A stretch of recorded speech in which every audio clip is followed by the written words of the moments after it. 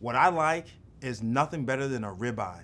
I go to my butcher, I get the ribeye nice and juicy and fat because fat is where the flavor is. I take it, I saute it in some olive oil or some grapeseed oil, both sides for about 2 minutes, put it into the oven at about 375. Then I take some barbecue sauce, put the barbecue sauce in it, and I have my favorite barbecue ribeye steaks. Now, with that, of course, I gotta have some mashed potatoes.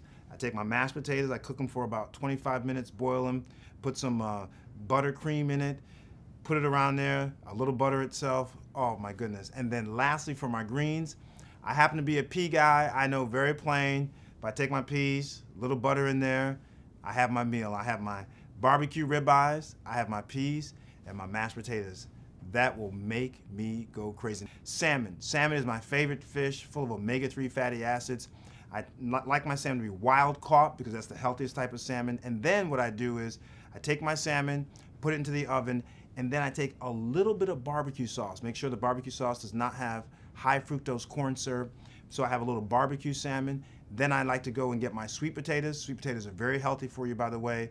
Not the candied yams or candied sweet potatoes, but a nice sweet potato is good. A little bit of butter in there to give it a little more flavor. And then lastly, my cucumbers. I like to take sliced cucumbers and a little vinaigrette and put my salmon on top of a bed of cucumbers with my sweet potatoes. That is my guilt-free, tasty, but very healthy meal.